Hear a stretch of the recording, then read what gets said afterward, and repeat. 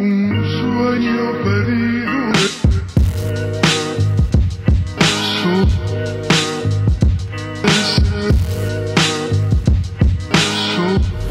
Welcome back, everybody, and thank you for tuning in. Today, we're gonna be talking about the 404 Mark II and the MPC. As you guys see right behind me, I actually have the MPC-1. A lot of you guys have been asking me if I sold the MPC-1. Absolutely have not sold it. I still have the MPC-1. So I wanna go over on a few setups or on a few workflows on how I'm incorporating the 404 Mark II within my beat production workflow. One thing I do want to mention is that I do not have any MIDI cables. So in this video, unfortunately, I am not gonna talk about no MIDI connections. I've not tried it. I've seen some great stuff that you can do, but it's just, as of right now, I'm just no MIDI conversation in this video. We're only gonna be doing these connections through audio cables, and I actually have 3 different setups that I've been using within just connecting and routing different audio channels to get the best out of this combination. Now, you guys do see the MPC-1 right behind me, but I am actually gonna bring in the MPC Live Mark II and show you guys, because one of the setups is gonna be really, really awesome. But that setup only works with the Live Mark II because it gives you extra outputs, and the MPC-1, well, you only have stereo outputs. Now, before we jump in and show you guys the different setups, I do want to let you guys know that the MPC is my main sequencer. That's my main sampler, my main sequencer. That's where everything happens within my beat creation workflow. So when I purchased the Mark II, I was not thinking about replacing any of my MPCs, but yet I actually wanted to incorporate it and kind of work with it together. All right, so for our first setup, this is probably gonna be the easiest setup, and this is actually the setup that I use most of the time myself right here when I make my videos, is just directly coming out of the MPC-1 into the 404, and then coming out of the 404 into your DAW or to your computer, or wherever it is that you're sending your audio towards. You could kind of treat this like a mastering chain. Let's just say you want to go ahead and right here add some vinyl simulation and some compression, and then get out of the 404 once you've given it that touch into your DAW and tracking your beat in your DAW. So it's affecting everything. So if I play right here, this is the raw audio, there's no effects. Let's say I want to add, because on the 404 Mark II now they have shift pad 16, where's your effect setting, and you can actually add an effects to your overall setup. So it's kind of like your mastering chain, which this is very powerful, especially for those of you that are like, man, I don't know much about mixing, and you don't have a computer and you don't want to deal with plugins. And I know that could be very daunting, but this right here, it kind of gives it like a grimy sound to my entire mix. So hit play. So this is the 303 vinyl simulator in the cassette. Here, exit out of it.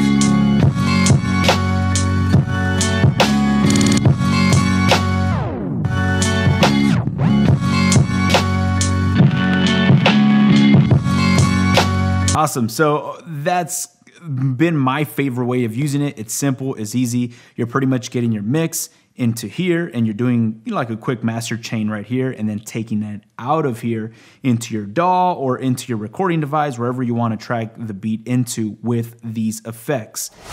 All right, so this next setup, this is actually really cool. I don't use this all the time, but definitely comes in handy. It's gonna be a little tough to show you guys since I'm actually trying to get the audio to send it to the feed of the camera. So this is more like of a loop. So let's say that right here, we have this sample, right? And we wanna start with that sample loop as an introduction,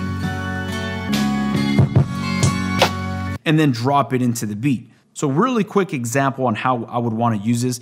Technically what I'm going to do is I will sample, let's just say the sequence that I already put on this 2-bar sequence, resample it into the 404, add the vinyl effect or cassette tape or whatever you guys want to add, and then send it back into the MPC-1, and maybe we can use that like as an introduction. So as a matter of fact, we'll go ahead and do something like that right now. So I'm going to solo just a sample. We're going to record it into one of these empty pads. And I'm gonna go ahead and hit play and record that loop in here.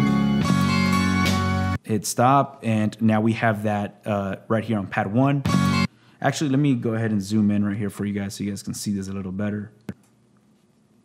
So now if we are right here on our 404, we have that introduction right here, right? That's fine. I'm not even trying to do a loop because we can do that back over here. So let's just say you want this to have an effect, or let's just say you're gonna do this isolator. Yeah, let's do this one. This one will sound cool. So let's say we stick with that as just the isolator. So pretty much, like I mentioned, you would come back out of the 404, back into your MPC. So now when we hit play on that pad, we're getting it back in the MPC. So let's go ahead and record that. We're recording that with the effect. So now that you guys have it back into your MPC, you can go ahead and just, let's say you're gonna start that as an introduction, and then drop it into your beat. Yeah. So that's pretty cool. I only use this setup if I want to do like an introduction or a variation and just switch up the sound or the texture of my sample. Use this device as it's almost being used like if it was a plugin, but you know, you're actually sending it out through actual hardware and bringing it back into your MPC. All right, so this is the third setup, and this is probably gonna be the most complex one, but this is awesome for any of you guys that are using the Live 2, or I'm not sure, I think the Live also gives you extra outputs, but I'm gonna do my best to explain what's going on right here. So let's say the MPC is your main machine, you're coming out of the MPC into your DAW, or you're just tracking into your MPC without the 404. But let's just say, for an example, I want to run only my drums, not my stereo output. Let's just say I want to process just my drums, take them out mono into the 404 for some effects, probably get my drum breaks a little dirty, get some effects in those drums so they're not as clean and perfect, probably add a little compression and come back out of the 404 with that sound that we added back into the MPC and record it back into the MPC with this effects. So the way I have that set up is I'm using, since on the Live Mark II, I think you have up to 6 outputs. So outputs 1 and 2, I'm already using to go into my DAW or to go into my speakers. So output 3 is my next available output. So I'm going out of output 3 into inputs. The mono input, make sure it's on the mono input on the back of your 404 Mark II because it's gonna be a mono signal. And once you go in here on the back of the 404, you're gonna see a mono output, which that's what we're gonna use because it's a mono signal.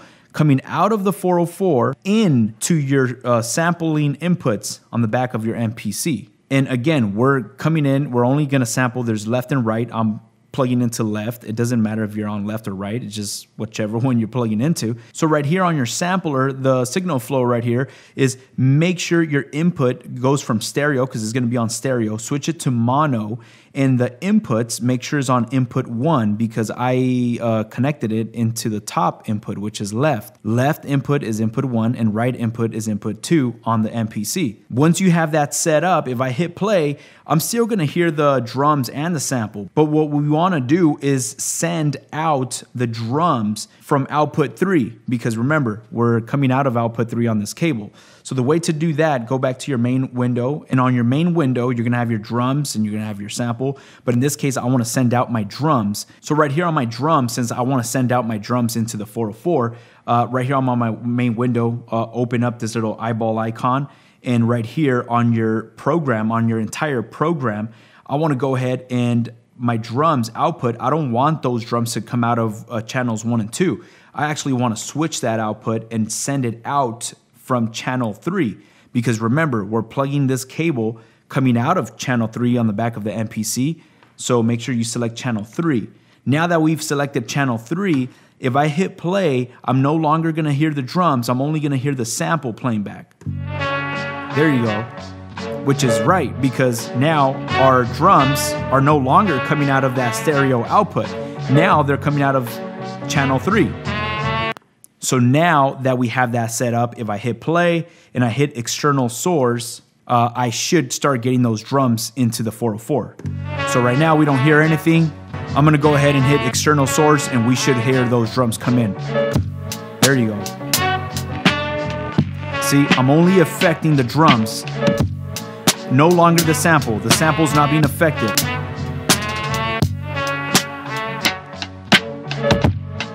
There you go. There you go. If you want to go ahead and compress this. So if we go to our sampler, this is just the drums that are coming in. And now you could resample that if you want. So let's just say we're like, hey, we like that sound that we added to that drums. We solo the drums, go back into our sampler, and we hit arm and we hit play. Let's say we want to add some effect. Go ahead and hit stop, hit do it, go back to edit. And now if I hit this pad, we'll be able to hear that effect. So this is with that vinyl simulation that I added. You see, you hear the effects. So this is also one of my favorite ways. It's a little complex, but it's definitely very, very cool to be able to run certain channels out of the MPC into your 404, give them some effect, bring them back in here, and now you have this combination where it's really cool. Hopefully you guys got something out of this. If you guys got any questions, I know this one's a little complicated, but let me know down in the comments and I'll do my best to answer you guys' questions.